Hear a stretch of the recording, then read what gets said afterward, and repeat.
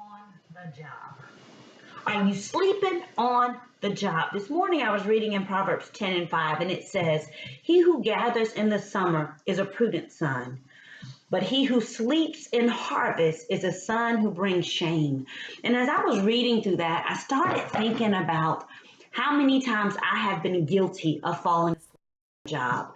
And I am not talking about physically sleeping. I'm talking about where I stepped away because it got too hard, or I had a change of mind because that's not what I thought I had signed up for. And I thought about all the times God had put things in my heart. He'd given me vision. He'd given me desires.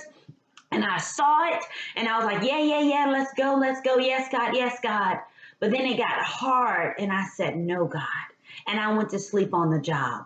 But then I also started thinking about the times I stayed awake and the times that I was able to participate in the harvest and I could see the fullness come to being of what God had said would happen if I was found faithful. So that's what I want to challenge you today to think through. What assignments, what purposes, what call, what people have God said they are yours? And I need for you to do the work. I need for you to work on you. I need for you to love them in spite of themselves. I need you to fight for who I've made them to be. I need you to see past their behavior and their flesh to who I've called them to be.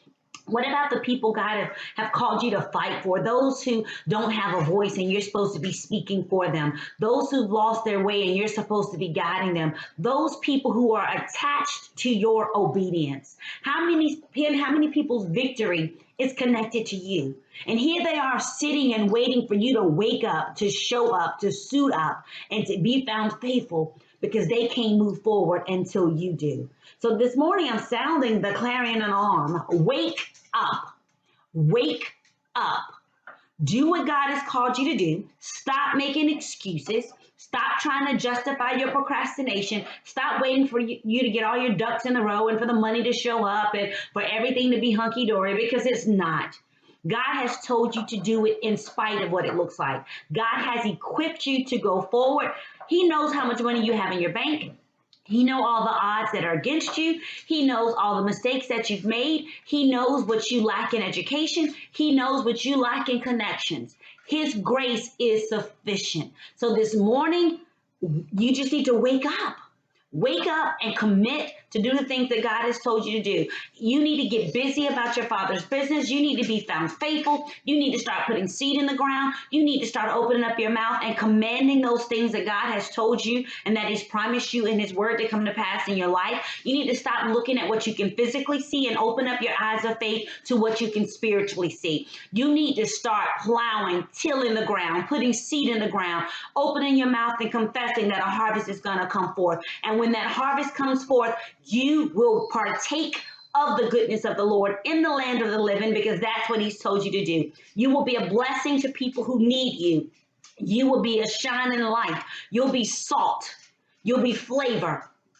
You'll be light.